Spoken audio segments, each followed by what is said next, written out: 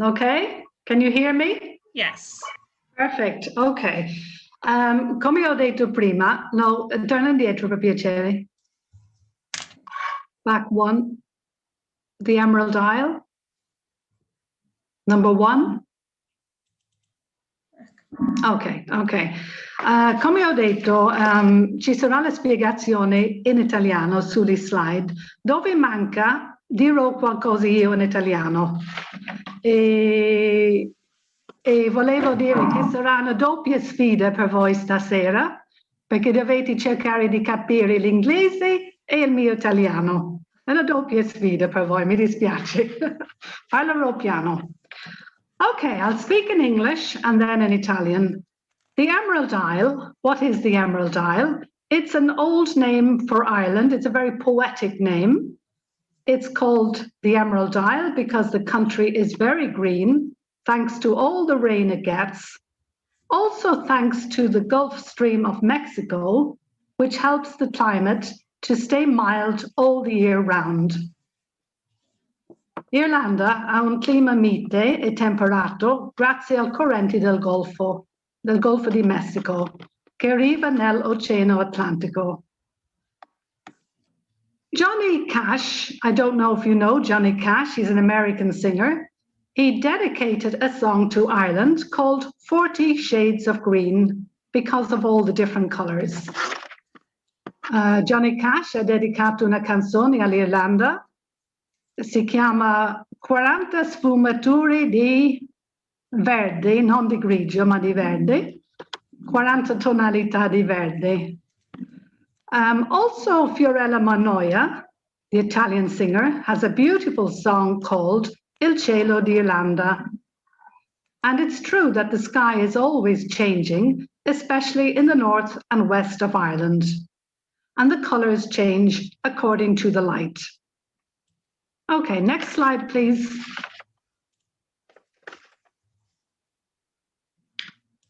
Who was St. Patrick? We celebrate the patron saint of Ireland, a Christian missionary and bishop, on the 17th of March, which was the day of his death. But most people don't know that he wasn't actually born in Ireland and that he wasn't originally called Patrick. He also was never formally canonized because at the time there was no formal canonization process in the Catholic Church.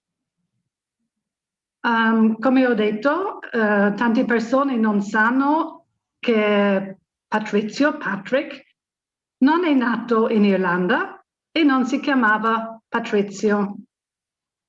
Okay, next slide, please.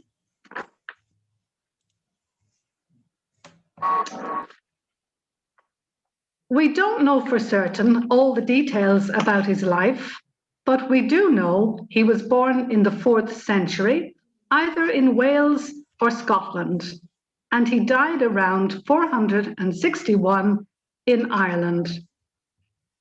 È morto in Irlanda. Okay, next slide, please.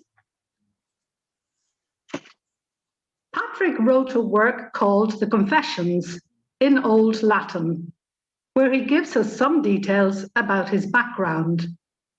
His name was Maewyn Succat, and he was born to a wealthy family in Roman Britain. He mentioned the name of the town where he lived, but experts have never located exactly where it was. His father was called Capurnius, and he was a Christian deacon. His grandfather was called Potius and was a priest. In his confessions, he refers to himself as Patricius. Okay, next slide, please.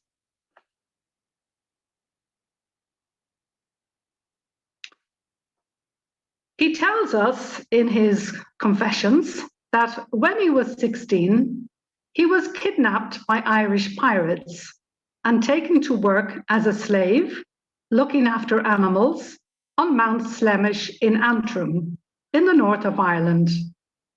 Can you see on the map? You can see Belfast, and above Belfast, you see Antrim. He worked there for 6 years. Okay. He was often very lonely and afraid, and he turned to his religion to help him. After 6 years, he heard the voice of an angel telling him to escape and that his ship was waiting. He returned to Britain to his family. During this time, he had a dream of a man with a letter in his hand entitled The Voice of the Irish. And as he read, he seemed to hear Irish people begging him to return to Ireland. He began religious training and he studied in Europe for more than 15 years. Qui non si vede sullo slide. Ha studiato in Europa per più di 15 anni, è diventato prete e poi vescovo. Okay, next slide, please.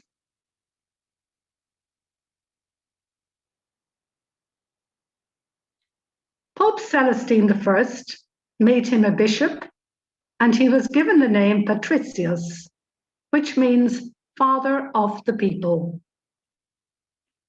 The Pope sent him to Ireland to convert the Irish, who were mostly Celtic pagans.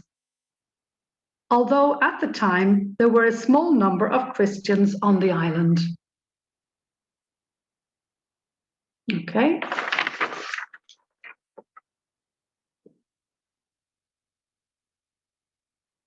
Thank you. Shamrock.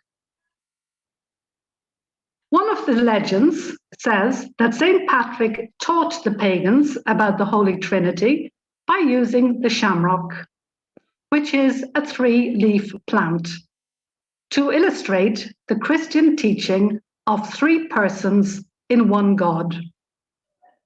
Here we can see images of St. Patrick holding a shamrock.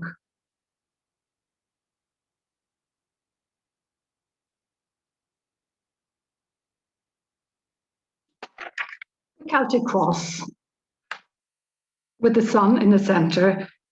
This cross was introduced by Patrick when he was converting the pagans in Ireland to Christianity. He combined the Christian cross with the pagan sun to give the newly converted followers the idea of the importance of the cross by linking it with the symbolism of the sun, which the pagans worshipped.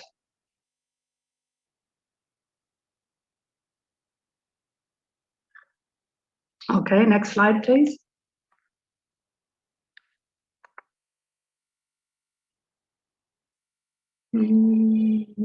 Okay, Loch Derg. Loch Derg is an island sanctuary in Donegal in the north of Ireland, where people over the age of 15 can do a 3-day retreat. St. Patrick's Purgatory is an ancient pilgrimage site. According to legend, God showed St. Patrick a cave on Station Island where there was an entrance to purgatory. By witnessing purgatory, the people would know the reality of the joys of heaven and the torments of hell. Qui non si vede bene sulla slide. Una caverna che è un ingresso al purgatorio e dove potevano vedere le gioie di paradiso e I tormenti dell'inferno. Ok, St. Patrick's Well. Come mai non si vede, Paolina? Non si vede bene la slide? In fondo. In fondo. No, strano. St. Patrick's Well. This name was inspired by medieval legends that St. Patrick's Purgatory in Ireland gave access down to purgatory, indicating something very deep. E come si legge nello slide, l'ultima frase, indicando qualcosa di molto, molto profondo. L'accesso al purgatorio. Okay, next slide, please.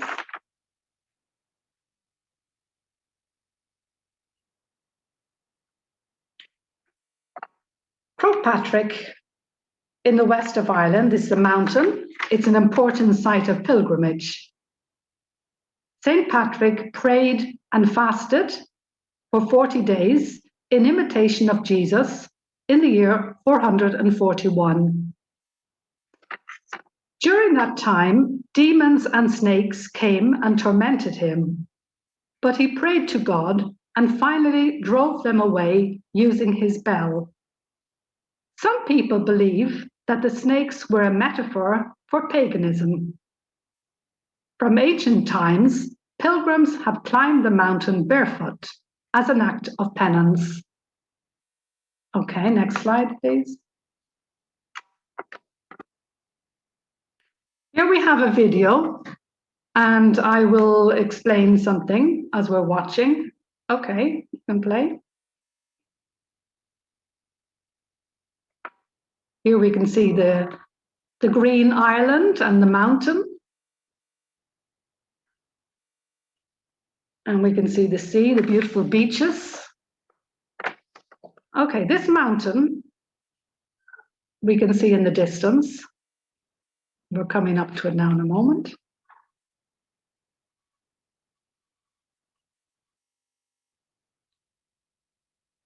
St. Patrick's bed, they think St. Patrick slept there during the 40 days. Right, this mountain is still climbed today by thousands of pilgrims in honor of St. Patrick on the last Sunday in July every year. About 30,000 people hike the mountain on that day. Masses are held at the summit, where there is a small chapel. It was built in 1905. It is estimated that 1 million people climb the mountain every year. It takes 3.5 hours to go up and down the mountain, and you need to be very fit. There is a beautiful view on a clear day. Più o meno 25 fino a 30.000 persone vanno su questa montagna. Ogni anno, alla fine di luglio, c'è un giorno in particolare, e c'è la messa in alto, dove c'è una cappella molto piccola, che è stata costruita nel 1905. E più o meno 1 milione di persone vanno sulla montagna ogni anno. Okay, next slide, please. It's in the west of Ireland. Ah, qui non si vede. Ai piedi di San Patrizio ci sono i serpenti, perché si dice che San Patrizio ha cacciato i serpenti. The fact is that Ireland has never had any snakes, just like Iceland, New Zealand, Greenland, and Antarctica. And as I mentioned before, the snakes are probably a metaphor for paganism in Ireland. Si dice che San Patrizio ha cacciato i serpenti, ma la realtà è che Irlanda non ha mai avuto serpenti, come la Nuova Zelanda, Groenlandia e l'Antartica. Si dice che questi serpenti sono una metafora per paganismo in Irlanda. Excuse me. Next slide, please. Okay, you can play. Thank you. This is a parade in Dublin, la parata a Dublino. Questa è la città di Dublino. St. Patrick's Day is a global celebration of Irish culture that takes place on the 17th of March, the anniversary of the saint's death. Around 70 million people around the world claim Irish ancestry, and of these, 32 million are Irish Americans. It's quite a number for a small island of less than 7 million people. Più o meno 70 milioni di persone nel mondo hanno antenati irlandesi e negli Stati Uniti ci sono 32 milioni di italo-irlandesi o che hanno sangue irlandese, che non è male per una piccola isola che ha meno di 7 milioni di persone oggigiorno. The biggest parade in the world is in New York. and the oldest parade was held in 1762. La parata più grande nel mondo è a New York e ci fu anche la parata più vecchia nel 1762. Here we can see famous buildings illuminated green for St. Patrick's Day.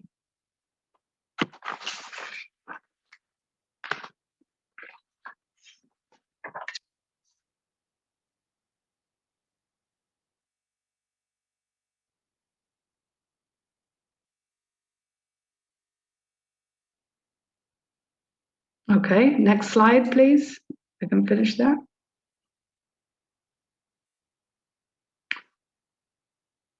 World famous buildings and locations illuminated green. This is called global greening. It's a cultural event. It's organized by the Irish Tourism Board, and it involves 440 famous sites around the world. These are all lit up on St. Patrick's Day. Tourism is one of the most important industries of the country, and it employs 260,000 workers in Ireland. Questo si chiama Global Greening, è una manifestazione culturale organizzata dal turismo irlandese che coinvolge 440 attrazioni del mondo. Il turismo è una delle più grandi e importanti industrie del paese e impiega 260.000 lavoratori in tutta l'Irlanda. In Italy, 42 sites will be lit up in green, some for the first time. For example, the UniCredit building in Milan, the Gate of St. James in Bergamo, and for European Cultural Capital of 2022, Palazzo Merlato in Procida. This year, we have the most northern site in the world, a post box in Norway, 350 kilometers above the Arctic Circle. In Italia si tingeranno di verde 42 siti, alcuni per la prima volta. Per esempio, l'Unicredit di Milano, la Porta di San Giacomo a Bergamo, e per la Capitale Europea della Cultura 2022, Palazzo Merlato a Procida. Nell'edizione di quest'anno è presente anche il sito più a nord del mondo, una cassetta delle lettere in Norvegia, 350 km sopra il circolo polare artico. Okay, next slide, please. Here we have the little leprechaun, my friend. The belief in the little leprechaun stems from the Celtic belief in fairies, who could use their magical powers for good or evil. In Celtic folk tales, the leprechaun repairs the shoes of the other fairies. If you manage to catch a leprechaun, he will lead you to a pot of gold at the end of the rainbow. There is even a museum in Dublin dedicated to the leprechaun. A Dublino c'è anche un museo per questo folletto, questo leprechaun. Okay, next slide, please. Here we have the Irish coffee and how to make a perfect Irish coffee. It's made with, of course, it's made with Irish whiskey, with coffee, with cream, and with sugar. Okay, play the video, please. Can you turn up the volume? For Irish coffee, the first thing we're going to do is to get about a capful of whiskey. Personally, I like about half a capful, so I don't like it too strong. Add it into a glass.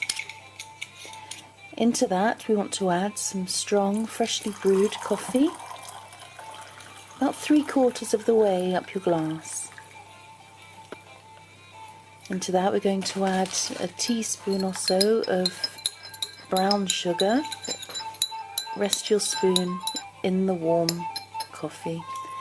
Get some double cream, put it into a jug and give it a little stir. Upturn your spoon, resting it on the edge of your glass. Keep it very steady and ever so gently pour your cream over the back of the spoon, which is warm, and it should just gently nestle on top of your coffee in the glass.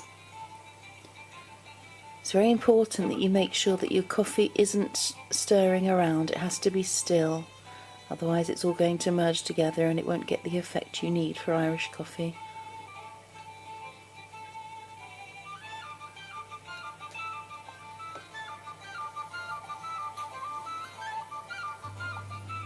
There we have it, lovely Irish coffee, ready to enjoy.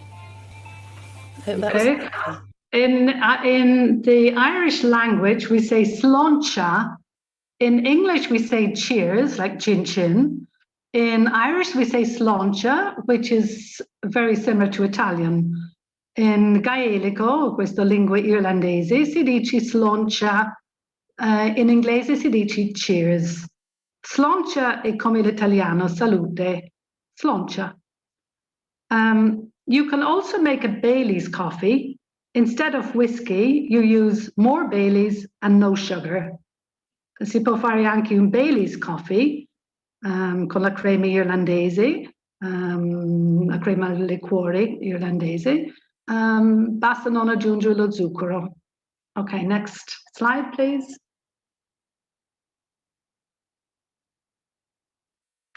Here we have Ireland, the Emerald Isle.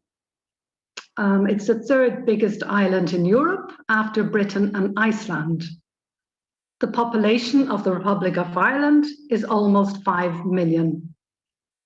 The Irish flag is green, white and orange. Era is Irish, nella lingua gaelico si dice Irish, era. It's Irish for Ireland. Okay, next slide, please. Here we have a short video. Okay.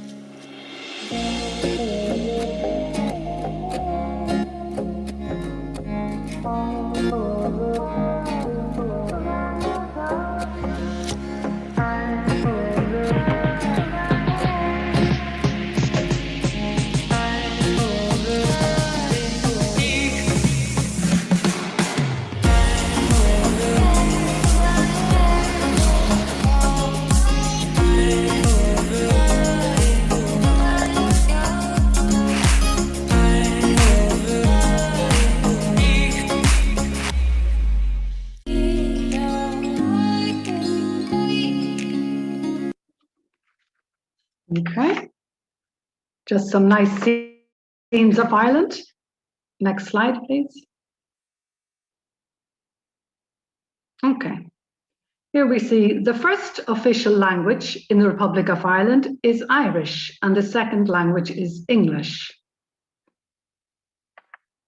Ireland is also an official language in the European Union. All documents, street signs, notices on public transport, museums or public buildings are written in Irish and also, of course, in English. It might be the first thing you notice when you arrive in Dublin Airport.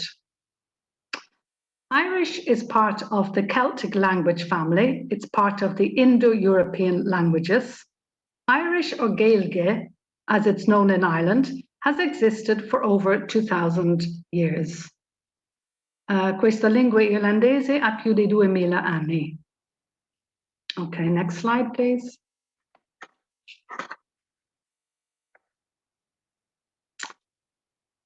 In many parts of the island, Irish is spoken on a daily basis, but now only 5% of people in rural areas speak it. However, it's still compulsory in schools. English is the most spoken language in Ireland, and on the map we can see the decline of the Irish language since the 1800s. You see 1800, a lot of people, 1850, mainly in the west and the north of Ireland, not so much near Dublin, the east coast. So we can see the decline very clearly here. Some of the reasons for this decline are due to British dominance, emigration to America after the famine, la carestia, in the mid-1800s, when people needed to learn English, and also to the introduction of compulsory English-speaking school curriculum in the 1830s. Alcuni causi per il declino della lingua irlandese, la prima causa più grande era la carestia delle patate, che colpì l'isola fra il 1845 e il 1852, causando la morte di circa 1 milione di persone e l'immigrazione di un altro milione di persone. Per la maggior parte andavano negli Stati Uniti, il Canada e Inghilterra.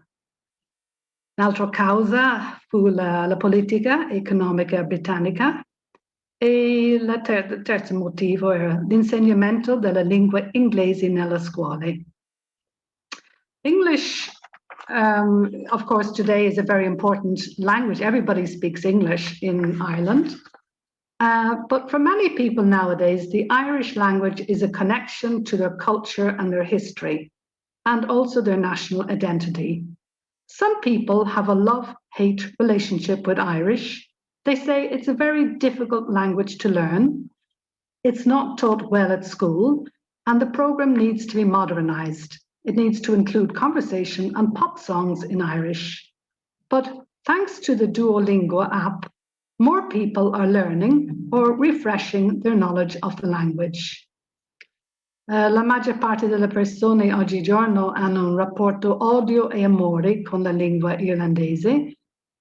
È una lingua molto molto difficile e alcuni dicono che deve essere il curriculum a scuola deve essere modernizzato, hanno bisogno di imparare la canzone pop in gaelico e vogliono fare più conversazioni in gaelico, non soltanto la grammatica.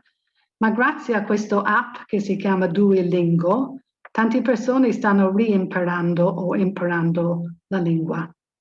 Okay, next slide, please. Here we have basic Irish phrases for your trip. Obviously, you don't need to speak Irish. When you go to Ireland, everybody speaks English, but you will see words written also in Irish. To say hello, we say Dia Gitch. Dia Gitch means che Dio sia con te. God be with you. Slán is goodbye. Sláinte, salute, cheers. To say please, we say ledahol, ledahol.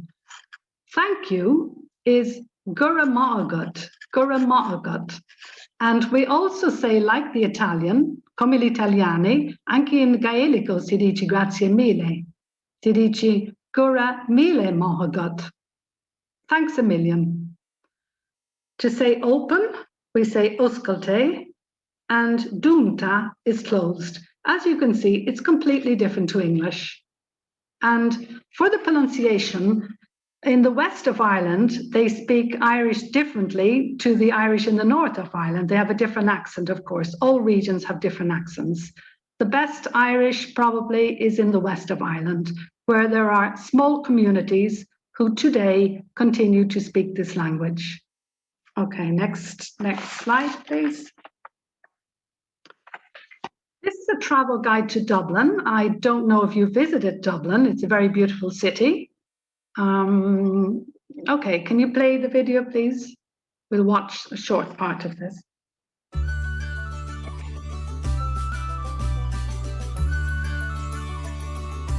Dublin stands resolutely on Ireland's east coast, at the mouth of the River Liffey. Although it is home to more than a third of the population, Ireland's dynamic capital city retains a lyrical village magic and a playfulness few other cities can match.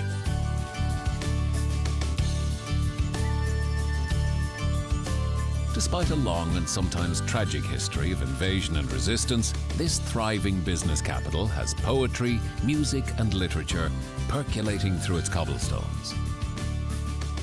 Dublin's ancient streets are compact enough to explore on foot or by bicycle. The River Liffey separates the city into two neat halves. It is crisscrossed with historic bridges, many of which are tributes to Dublin's finest moments and heroes. Dubliner Oscar Wilde once said, "Life is too important to be taken seriously."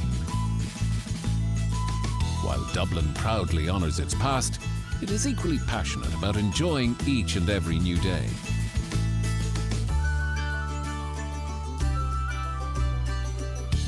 Nowhere is life celebrated more than in the city's nearly 700 pubs. Nothing matters more to Dubliners than having a good time, or, as the locals call it, the crack. Pubs and music are at the very heart of Dublin's traditions and society. Just south of the river is the Temple Bar area, where locals and tourists have been meeting for generations. This is the place to find art galleries and colourful shops and immerse yourself in the spirited and often improvised traditional folk music. Irish emigrants have taken their music all around the world, but there is nothing like hearing it played live. Entertainment is also important a little further south on Grafton Street, a lively shopping precinct known for its buskers and proud to be a launchpad for many international musical acts. At the other end of the spectrum and a little further to the east is the architecturally spectacular Aviva Stadium. Time your visit to catch an international superstar here.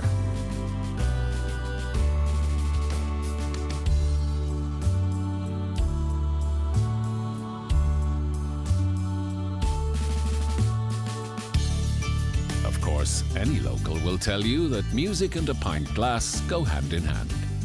The history of Guinness, one of Ireland's most famous institutions, is on display at the Guinness Storehouse. Also known as the black stuff, black custard and Irish champagne, this world-famous tipple is said to have been born in the 18th century when water from the Liffey became too polluted to safely drink. The brewing process removed the germs and also provided sorely needed nutrition. Today, the river is cleaner, but Dubliners' thirst for Guinness has remained undiminished.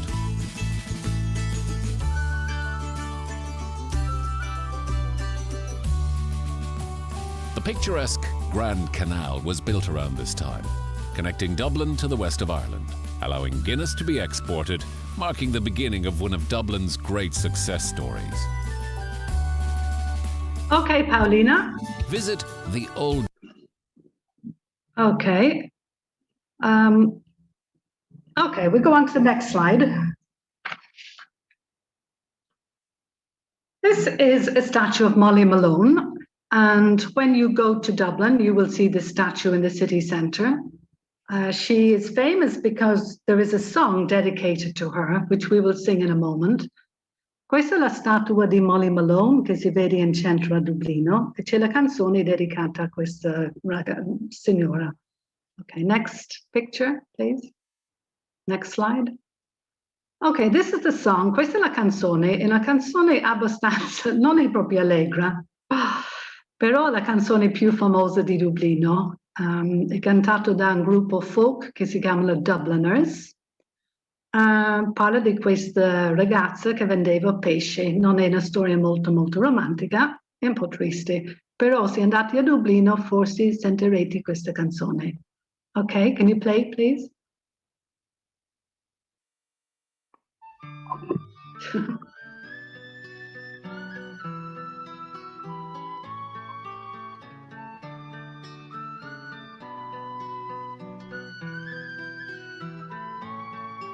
In Dublin's fair city, where the girls are so pretty, I first set my eyes on sweet Molly Malone, as she wheeled her wheelbarrow through streets broad and narrow, crying cockles and mussels, alive, alive, oh, alive, alive, oh, alive, alive.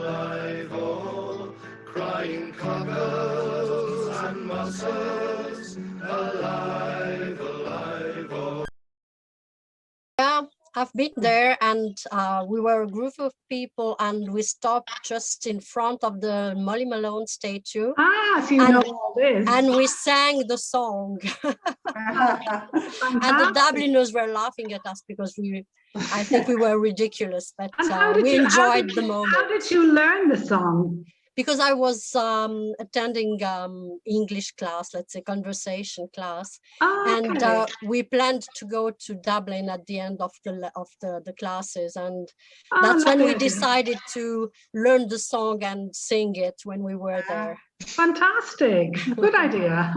You know a lot. Good. Scusate, ci sono.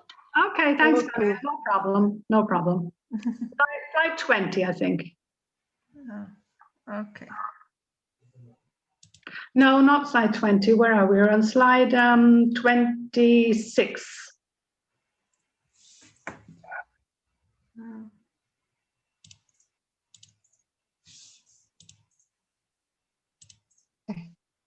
No, next. No. Next. Okay. No, next. No. This. Yeah, a harp. Okay. Here we see the harp. It's a symbol of Ireland. You can see it. First of all, the bridge we saw in the video also, we saw this beautiful bridge. It was built by Santiago Calatrava. It's a recent bridge. It was built in 2009 in honor of Samuel Beckett, a famous Irish writer. You can see the harp on the euro coin with Éire, the old name for Ireland, Éire, 2002. On the tail of Ryanair, you know, the Irish airline company, we see a harp. On the Guinness, we see the harp again. And last, on the passport, Irish passport, written in 2 languages, Éire, Ireland. You see? Okay, next slide.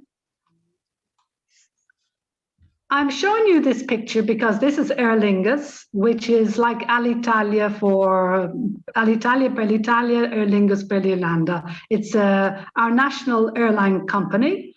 And on the tail, you can see the shamrock, St. Patrick's shamrock. And the green, of course, the color. Okay, next slide. Just some names of famous Irish Nobel Prize winners for literature. Yeats, Bernard Shaw, Samuel Beckett. The beautiful bridge in Dublin is dedicated to Samuel Beckett. Seamus Heaney is a famous poet. He was a famous poet. He died a few years ago. Other important authors are James Joyce for Ulysses, Bram Stoker or Abraham Stoker, who wrote Dracula.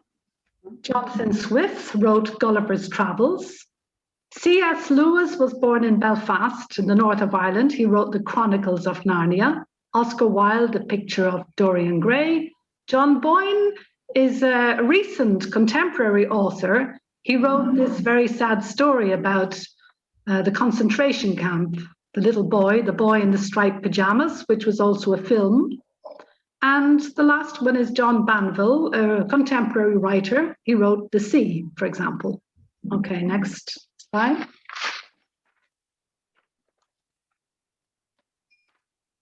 Of course, the bands and the singers are all very important, very famous. The U2, the Cranberries, Hozier, the Corrs, Van Morrison.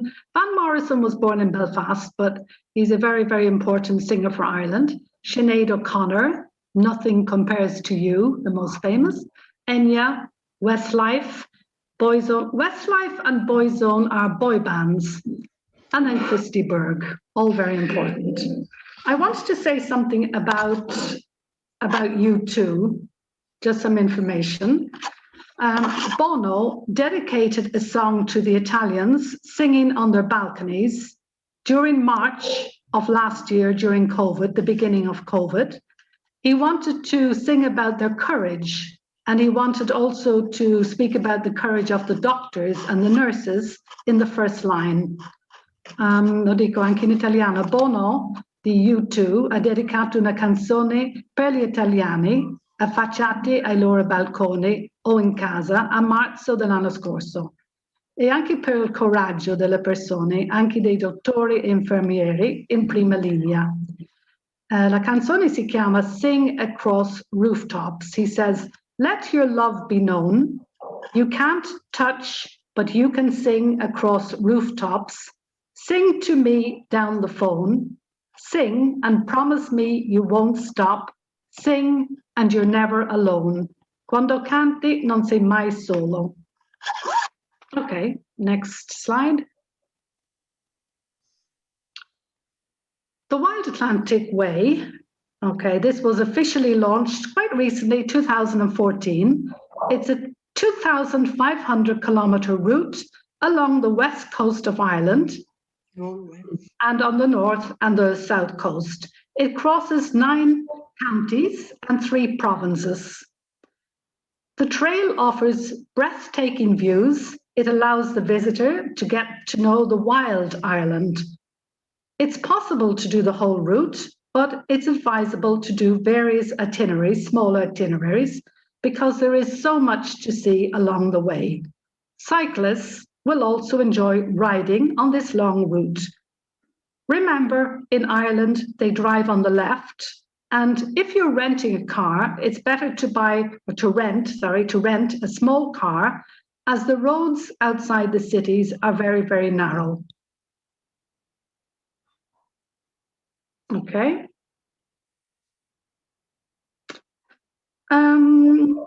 Okay, so we can watch this video. This is of course, the Wild Atlantic Way. Okay, can you show, please?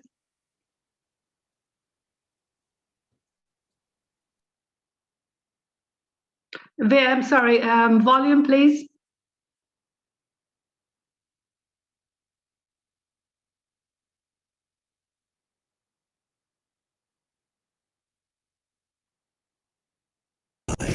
This is Ireland's last frontier against a marauding Atlantic. This is where you can journey along our nation's soul. This is the Wild Atlantic Way. So come with us on the way to a road trip of a lifetime, stretching 2,400 kilometers along Ireland's western seaboard. The Wild Atlantic Way is the longest defined coastal drive in the world. It is a journey shaped and inspired by the invading sea, by the defiant land that battles it, and by the native Irish that enrich this unique region. Along a route that travels from Donegal in the north to Cork in the south. It's a journey where wild, raw beauty is your constant companion. Punctuated by world-famous views that will take your breath away. Amidst this wilderness, the Irish have long worked and played, and you can join and share with them in their creativity, in their history and native Irish language, in their pastimes, in their independence born of the land and sea. This is a journey to and through the Ireland you imagined. This is the wild, magnificent Ireland of your dreams. This is the way to a trip of a lifetime.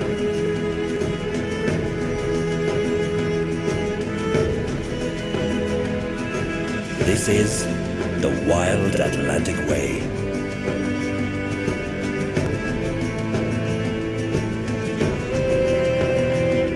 Join us for a journey that will stay with you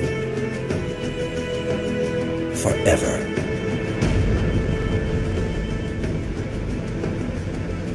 Okay, next slide.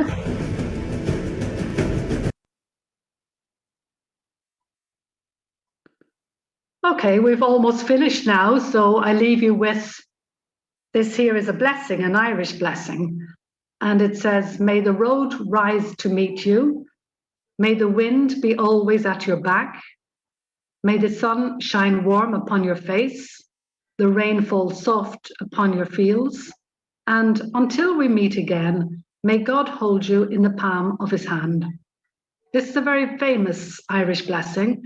Sometimes also in songs, they include some of these words.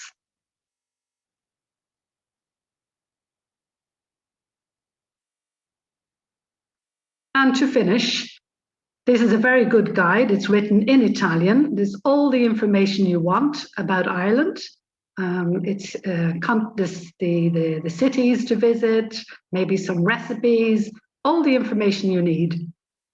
Okay, and then we have finished. Okay.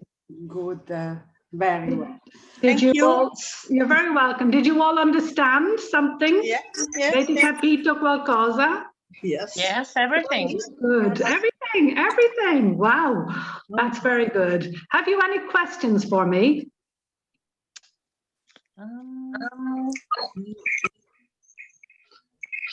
Yes, Catherine, how do you pronounce the welcome? I don't know if it's Folcha.